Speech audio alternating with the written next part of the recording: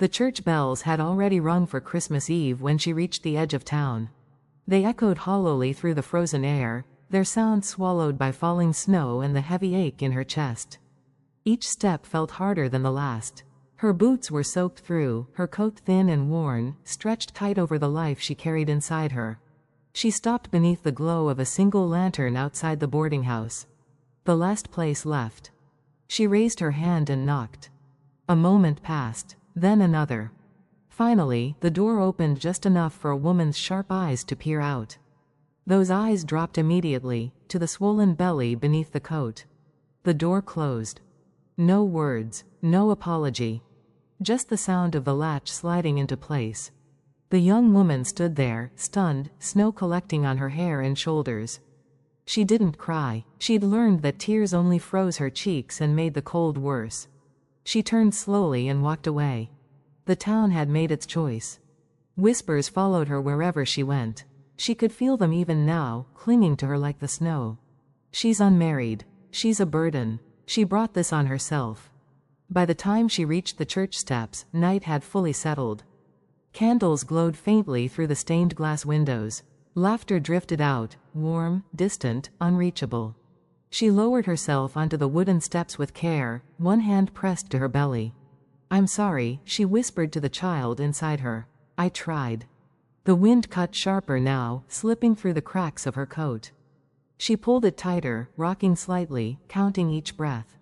She wondered how long it would take before the cold won. Miles away, beyond the town's final lights, a ranch sat alone beneath the snow-covered hills.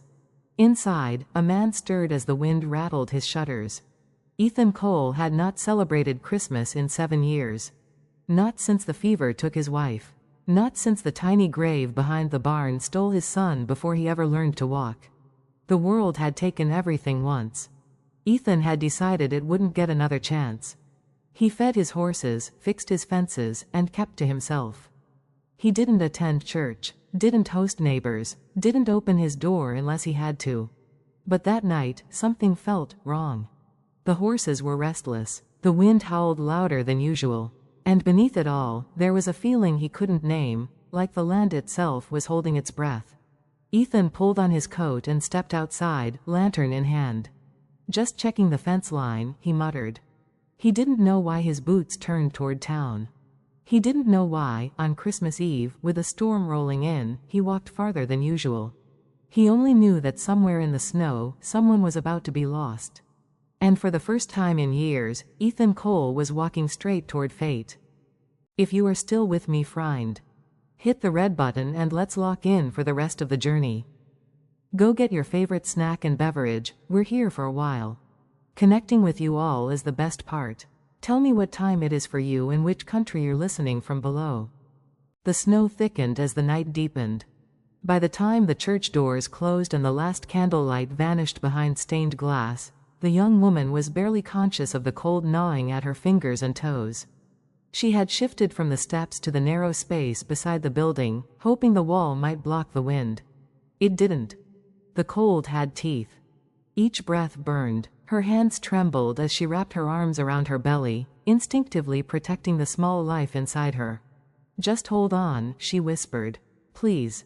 Her name was Mary Sullivan, though no one in this town seemed to care what her name was anymore. She had arrived 3 weeks earlier, following a letter that promised work and lodging. The letter had been a lie. The job never existed. The man who sent it had vanished the moment he saw her condition. Since then, doors had closed quietly. Conversations stopped when she entered rooms. Smiles vanished. Tonight was simply the final confirmation of what she already knew. She was alone. A sharp pain seized her side. She gasped, fear slicing through the numbness. It wasn't time, not yet, but the cold made everything feel wrong. She pressed her forehead to the frozen wood of the church wall and prayed, not for herself, but for the child. "Please," she murmured, "someone." Miles away, Ethan Cole reached the edge of the property fence and stopped. The horses had settled, but the feeling hadn't. He lifted the lantern higher, scanning the snow-drowned hills. The wind shifted, carrying something faint with it. A sound. Not the wind. A cry, soft, broken, almost lost. Ethan froze. He turned toward town. I'm imagining things, he muttered. But his feet moved anyway. Each step toward town felt heavier than the last. He hadn't gone there at night in years. Too many memories, too many ghosts. The snow thickened, stinging his face. The lantern swayed in his grip as the shape of the church emerged through the storm. That's when he saw her. Curled against the wall. Still. Too still. Ethan's heart slammed into his ribs. He ran. Miss, he called, dropping to his knees beside her. Hey, can you hear me? Mary's eyes fluttered open. Lantern light spilled across her face. For a moment, she thought she was dreaming. A man stood over her, tall, broad-shouldered, snow clinging to his coat. His face was weathered, his eyes sharp but concerned. You can't stay here, he said urgently. You'll freeze. She tried to speak, but her lips wouldn't cooperate. Ethan noticed the belly then. His breath caught. He shrugged off his coat and wrapped it around her without hesitation, lifting her carefully. I've got you, he said, though he wasn't sure who he was trying to convince, her or himself. Mary clutched his sleeve weakly. I don't want trouble, she whispered. Ethan's jaw tightened. You're not trouble. He carried her through the snow, lantern swinging wildly, heart pounding with a fear he hadn't felt since the night he lost everything. For the first time in years, Ethan Cole was holding another life in his arms. And Christmas night was no longer quiet. Ethan's cabin appeared through the storm like a mirage, dark wood, smoke barely rising from the chimney, a single window glowing faintly in the night. He pushed the door open with his shoulder, snow blowing in behind them as he carried Mary inside. Warmth rushed toward them. The fire was still alive, embers glowing low in the hearth. Ethan kicked the door shut and laid Mary gently on the worn couch, his movements careful, deliberate, hands that knew strength, but not tenderness. Stay with me, he said, kneeling beside her. You're safe now. Safe. The word barely registered. Mary's fingers were numb, her body trembling uncontrollably as the cold released its grip. Ethan fetched blankets, piling them over her, then poured water into a kettle and set it over the fire.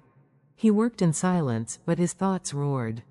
I shouldn't have brought her here. This is a mistake. This is how things start breaking again. He shoved the thoughts aside. Mary stirred, her eyes opening more fully now. She looked around the cabin, the rough-hewn walls, the simple furniture, the small Christmas branch pinned awkwardly above the mantel, long forgotten. You didn't have to, she said softly. Ethan kept his back to her. I did. The kettle whistled. He poured water into a mug, added a pinch of sugar, and returned to her side. Slow, he instructed, holding the cup to her lips. She sipped, coughing slightly, then managed a weak smile. Thank you. Ethan nodded once. Silence settled between them, heavy but not uncomfortable. The fire crackled, shadows dancing across the walls. After a moment, Mary spoke again. They wouldn't let me stay. Ethan didn't ask who. They said there was no room, she continued. But I could see the empty beds. His jaw clenched. People are good at lying to themselves. She hesitated, then whispered, I don't expect anything. I'll leave once the storm passes. Ethan turned to face her then. The firelight caught his eyes, dark, guarded, tired. This door, he said quietly, hasn't been opened to anyone in a long time. Mary swallowed. I'm sorry if... You're not the one who closed it, he interrupted. He moved to the hearth, stoking the fire higher. As the flames grew, memories stirred, his wife humming while she cooked, a cradle that never got used, laughter that vanished too soon. He forced himself to breathe. You can stay, he said, as long as you need. Mary's eyes filled with tears she had fought all night. I won't be a burden. Ethan met her gaze. You're a person. That's enough. She exhaled shakily, her hand resting protectively on her belly. For the first time since she'd been abandoned, warmth reached more than her skin. Later, as Mary slept by the fire, Ethan sat in the chair across the room, watching the flames. He realized something that frightened him more than the storm outside. He didn't feel anger. He felt purpose. And for a man who had lived years avoiding hope, that was the most dangerous feeling of all. The storm raged outside, but inside the cabin, the fire burned steady. Ethan didn't sleep. He sat in the wooden chair near the hearth, elbows on his knees, staring into the flames as if they might speak back to him. Every crackle sounded too loud. Every shift of the wind felt like a warning. Mary slept on the couch, her breathing slow but uneven. One hand rested on her belly, the other curled beneath her cheek. In sleep, the tension in her face softened, revealing how young she truly was. Too young to be carrying the weight the world had placed on her. Ethan rose quietly and added another log to the fire. The warmth surged, casting a golden glow across the room. He glanced toward the back door, toward the small grave behind the barn, now hidden beneath snow. He hadn't let anyone sleep under his roof since that winter. Since the sickness. Since the night he'd held his wife's hand and realized love could be taken without warning. "You're not doing this again," he muttered to himself. But he already had. Mary stirred suddenly, a sharp gasp escaping her lips. Ethan crossed the room in 2 strides. "What is it?" he asked quietly. She pressed a hand to her side, breathing shallow. "Just a pain. It comes and goes." Fear sparked in his chest. "Is it time?" She shook her head. "No, not yet. I don't think so." Ethan nodded, though he didn't know what he would do if it was. He knelt beside her, offering his hand without thinking. She took it. Her grip was tight. "Cold makes everything worse," she said after a moment. "The doctor back east warned me." "You won't be cold here," Ethan said firmly. "Not tonight. Not ever again." The words surprised him as soon as they left his mouth. Mary looked at him, searching his face. "Why are you doing this?" He hesitated. The truth hovered between them, heavy and fragile. "Because I know what it's like," he said finally, "to be left with something precious when the world decides you don't deserve it." Her eyes filled, but she didn't look away. "I didn't choose this," she whispered. "But I chose to protect my child." Ethan nodded slowly. "That's more strength than most folks ever show." The pain passed. Mary's breathing steadied. Exhaustion claimed her again, and she drifted back into sleep, still holding his hand. Ethan stayed there long after she let go. At dawn, the storm eased. Pale light crept through the frost-lined window. Ethan stepped outside, the snow crunching beneath his boots. The world was silent, clean, almost holy. He looked toward the hills, then back at the cabin. Inside was a woman carrying new life. Inside was risk. Inside was hope. For years, Ethan had believed survival meant closing doors, sealing wounds, living with less so nothing could be taken again. But as he stood there, breath rising in the cold morning air, he understood something that unsettled him deeply. Maybe survival wasn't about shutting the world out. Maybe it was about opening the door, once, and letting something worth the fear walk in. And behind him, inside the cabin, Christmas morning was beginning. Morning arrived quietly. Sunlight filtered through the frost-covered window, painting the cabin in soft gold. The storm had passed, leaving the world outside clean and still, as if the land itself had been given a second chance. Mary woke slowly, warmth surrounding her in layers of blankets. For a moment, she didn't move, afraid that if she did, the safety would vanish like a dream. But the fire was real. The smell of coffee was real. And so was the gentle clatter of pans from the kitchen.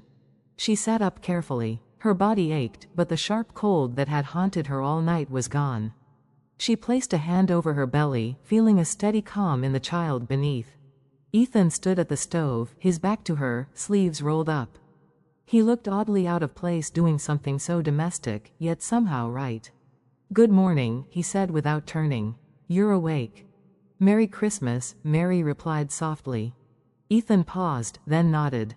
"Merry Christmas." He brought her a bowl of warm porridge and set it on the table.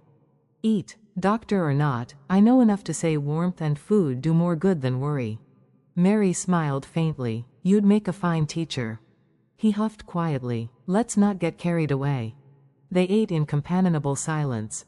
There were no questions, no looks of judgment, no whispered condemnation. Just 2 people sharing a meal on Christmas morning. Afterward, Ethan handed her a folded bundle. "Clothes. Belong to my wife. They're clean." Mary hesitated, fingers trembling. "I don't want to." "She'd want them used," he said simply. That ended the argument. Later, Mary stood by the window, dressed in the borrowed coat, watching snow sparkle under the rising sun. It was the first time in months she had felt seen. "I thought Christmas was about punishment," she said quietly. "All the whispers, the looks. I thought God was angry with me." Ethan leaned against the doorframe. "If he is," he said, "he's got a strange way of showing it." She laughed softly, an unexpected sound, fragile but real. As the day unfolded, they spoke more freely. Mary told him about the letter that brought her west, about the promises that vanished. She spoke of teaching dreams, of wanting something honest. Ethan listened without interruption. In return, he spoke of his wife, of the tiny grave behind the barn, of the years he spent turning his back on the world. "I thought if I didn't let anyone close," he said, "I couldn't lose anything else." Mary met his gaze. "And did it work?" He shook his head. "No. It just made the silence louder." Outside, a hawk circled the pale sky. Inside, something fragile but strong was forming, an understanding built not on need, but on respect. That night, as the fire crackled low, Mary realized something she hadn't dared to believe before. For the first time since she'd learned she was carrying a child, she felt no shame. Only dignity. Only peace. And in a quiet cabin far from judgment, Christmas had become something else entirely, a promise that even the broken could still be chosen. The days after Christmas unfolded slowly, as if time itself had decided to move more gently. Snow melted in soft patches around the cabin, revealing the worn earth beneath. Mary settled into a careful routine, helping where she could, resting when Ethan insisted, and taking short walks when the sun was kind. The ranch was quiet, but no longer empty. Ethan found himself adjusting without thinking. He rose earlier, cooked more, spoke more. The habits of isolation loosened their grip, replaced by something unfamiliar and strangely welcome. One afternoon, as Mary folded laundry near the window, she noticed a rider approaching along the distant trail. "Someone's coming," she said softly. Ethan stepped outside, squinting against the light. His shoulders stiffened. "That'll be Thomas Reed." Mary joined him at the door. "Friend?" "Neighbor," Ethan replied, which is not the same thing. Thomas dismounted, stamping snow from his boots. His eyes went immediately to Mary's belly. "Well," he said, eyebrows lifting, "looks like Christmas came early." Mary felt her spine straighten. Ethan stepped forward. "You need something, Thomas?" Reed cleared his throat. "Words traveling. Town folk are saying you took in a woman. Pregnant one." "So?" Thomas shrugged. "People talk. They're wondering what business it is of yours." Ethan's voice remained calm, but his eyes hardened. "It's my business because it's my land. And she's under my roof." Mary held her breath. Thomas glanced between them, then tipped his hat awkwardly. "Just thought you should know. Folks don't like surprises." Ethan replied evenly, "They don't have to like it." After Thomas rode away, silence lingered. "I don't want trouble," Mary said quietly. Ethan turned to her. "You are not trouble. Anyone who thinks otherwise can stay off my land." That night, Mary sat by the fire, uneasy. "What if they come here?" "They won't," Ethan said. "And if they do, I'll handle it." She studied him. "Why are you willing to stand against them for me?" He hesitated, then answered honestly. "Because no one stood for my wife when the sickness came. And I won't make the same mistake twice." Something shifted between them then, an understanding deeper than words. Days later, Mary began teaching again. Not in a schoolhouse, but at the table. Ethan watched in quiet amazement as she explained letters, numbers, and maps with a calm patience that brought something alive in the room. She spoke not like someone broken, but like someone born to guide others. "You were meant for this," he said one evening. She smiled. "I still am." And for the first time, Mary believed it. Outside, the world was watching. Whispers still traveled through town. But inside the cabin, something stronger than judgment was growing. A family, not born of blood, but of choice. And once again, Ethan Cole found himself doing something he never thought he would. Standing firm. Not against the storm.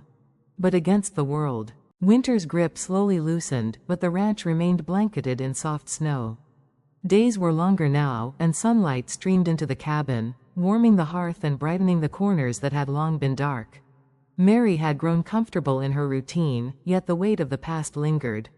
She still flinched at distant voices, still hesitated when new faces appeared.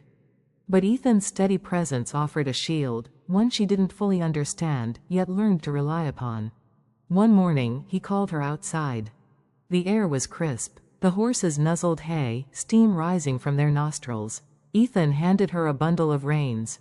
"Want to ride?" he asked. Mary hesitated. She had never mounted a horse alone. Fear curled in her stomach, not the fear of falling, but the fear of failing again, of being rejected. Ethan studied her. "It's just you, me, and the horse. No one else matters." Her eyes softened. Slowly, she approached the horse, her hands trembling slightly as she rested them on the warm, broad back. Ethan guided her, steadying her until she felt balanced. With each step forward, her confidence grew. "You're learning fast," he said, a rare smile tugging at his lips. I think I just needed someone to believe I could," Mary replied. He nodded. "Belief is contagious. But don't let it fool you. You still have to do the work." As she rode alongside him, Mary realized this was more than a lesson in riding. It was a lesson in trust. In giving herself permission to rely on someone. In understanding that strength wasn't just about survival, it was about opening your heart again. Back at the cabin, they worked side by side, stacking firewood, mending fences, preparing meals. Silence no longer felt empty. It was companionable. Even when words were few, they understood each other's rhythms. One evening, after the chores were done, Mary asked a question she had held back for days. "Why me?" she whispered, her eyes fixed on the fire. "Why risk your solitude for someone like me?" Ethan's gaze didn't waver. "Because someone had to, and because no one else did." Her throat tightened. She hadn't expected honesty to feel so heavy, so freeing. I don't know how to thank you." "You don't have to," he said quietly. "Just stay. Learn. Live." It was the first time she felt like she wasn't an intruder in someone's life. The first time in weeks she felt seen, protected, and valued, not for what she carried, but for who she was. Winter stretched on. Snow fell gently, blanketing the world outside, while inside, life grew warmer. Mary's confidence grew alongside her bond with Ethan, each shared meal and quiet moment stitching them closer together. By the end of the week, she knew she was no longer alone. The ranch, the cabin, the fire, these were hers now, too. But more importantly, she knew someone had chosen her, despite the whispers, despite the judgment. And for a woman who had been rejected and abandoned, that choice felt like a miracle. Days passed, and the snow melted slowly, revealing the frozen earth beneath. Life on the ranch settled into a gentle rhythm. Mary had grown stronger, and Ethan found himself speaking more than he had in years, though only when necessary. The quiet companionship between them deepened, a bond formed not from obligation, but from shared survival and trust. One morning, a distant sound interrupted the calm, a horse's hooves crunching over frost-hardened ground. Mary and Ethan looked toward the trail. A rider emerged from the mist, wrapped in a dark coat, boots covered in snow. It was a woman, her face familiar, yet time had changed her. She dismounted, scanning the cabin nervously. "Ethan Cole?" she asked, voice trembling slightly. He stepped forward, hand instinctively resting near his belt. "Who wants to know?" The woman swallowed. "I'm Sarah. I used to live here, years ago. Before everything, before the fever." Mary's hand instinctively went to her belly. Ethan's jaw tightened. Memories surged, pain, loss, regret. He hadn't seen her in over a decade, not since that night when his world fell apart. Sarah's eyes softened as she took in Mary. "I heard about her," she said, glancing at the young pregnant woman. "I came to see if she was safe." Mary hesitated, unsure how to respond. She had been abandoned, judged, and rejected all her life. Could she trust this stranger? Ethan stepped closer, positioning himself slightly between the two women. "She's safe," he said firmly. "And she will stay that way." Sarah nodded slowly, understanding the weight behind his words. "I just wanted to make sure someone cared. Sometimes people need reminders." Mary's eyes filled. No one had come to check on her for so long. Not neighbors, not the church, not the town. But here, in this cabin, someone, more than one someone, was watching over her. Ethan's stern expression softened. "You came at the right time," he said quietly. "We've managed the storm. Nothing else matters right now." Sarah smiled faintly, then turned to Mary. "You're stronger than you think," she said. "Keep that child safe, and don't let the world convince you otherwise." After she left, Mary sat by the fire, reflecting. For the first time, she felt connected to more than one person, more than one life. Ethan had rescued her physically, but Sarah's visit reminded her that she was also part of a wider web of care and humanity. Ethan sat across from her, silent but present. "People can surprise you," he murmured.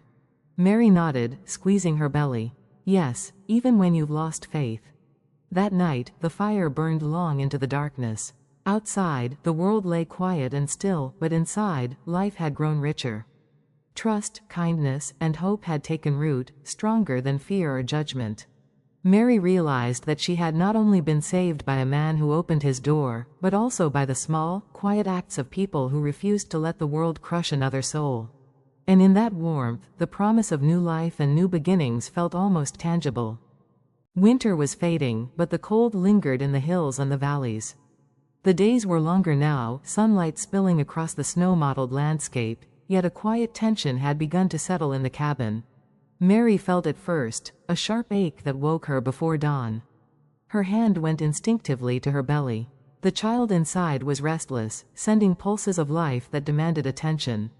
She rose carefully, not wanting to disturb Ethan, and stepped toward the window, looking out at the pale light filtering through the frost.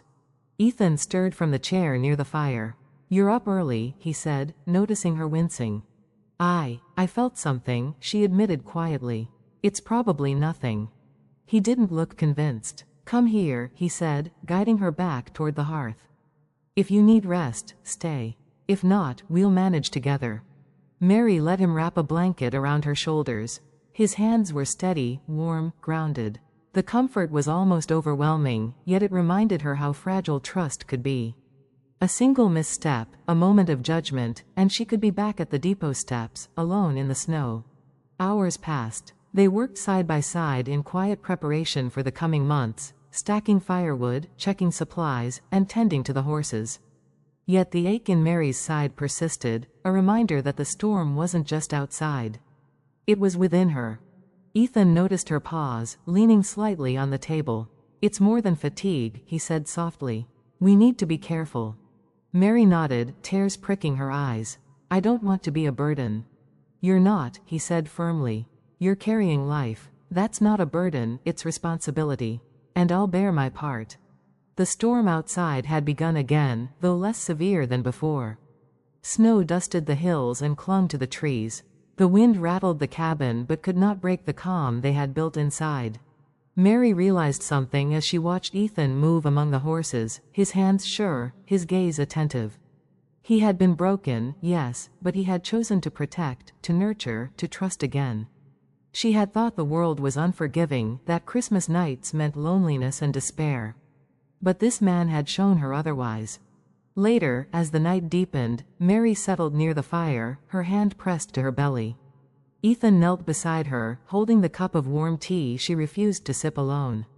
His presence was a promise, a shield against the cold, against judgment, against loneliness. "I never believed in miracles," Mary whispered, "not until now." Ethan's eyes softened. "Sometimes, miracles aren't loud or grand. They're quiet. They arrive as doors opened, hands offered, warmth shared." Mary leaned back, feeling the weight of the day lift slightly. Outside, the wind moaned through the trees, yet inside, she felt something stronger, security, love, hope. And though the storm within her would continue, she now knew she didn't have to face it alone. The snow fell silently outside, blanketing the world in white, while inside the cabin, a small flame of hope burned brighter than ever before. Morning arrived slowly, pale light spilling across the snow-covered hills. The cabin seemed warmer somehow, as if the sun itself recognized the transformation inside its walls. Mary stirred first, rising with a careful stretch. She felt lighter, not just from the night's rest, but from the knowledge that she was no longer alone, no longer judged, no longer abandoned. Ethan was already tending the fire, humming softly, a rare sound she had come to recognize as a mark of peace. He glanced up and gave a small nod, eyes crinkling at the corners. "Morning," he said simply. "Morning," she replied, her voice stronger than it had been for weeks. Breakfast was quiet, not because of tension, but because silence had become comfortable. They moved together in small, precise motions, pouring tea, stirring oatmeal, arranging the firewood. No words were wasted, none were needed. Afterward, Mary stepped to the window and looked out at the ranch bathed in fresh light. The snow sparkled like diamonds, the horses pawed at the ground, and the wind had softened to a gentle whisper. "This place," she murmured. "It's beautiful." Ethan came to stand beside her. "It's home," he said, voice low, carrying weight. "And it will be yours as much as mine." Mary turned to him, eyes wide. "Yours and mine?" "Yes," he said firmly. "I made a choice the night I found you. A choice to open my door, my life. That choice didn't just save you, it gave both of us something new. A chance to heal, to grow, to live." She pressed a hand to her belly, feeling the small life within. "And you'll teach me how to do that?" she asked softly. "I'll teach you nothing," Ethan replied, a hint of a smile tugging at his lips. "You already know how. I'll just be here, making sure the world doesn't get in your way." Tears pricked Mary's eyes, but she smiled, a true, unburdened smile. The loneliness that had haunted her for months was gone. She wasn't a stranger abandoned on a depot step. She wasn't a burden to the world.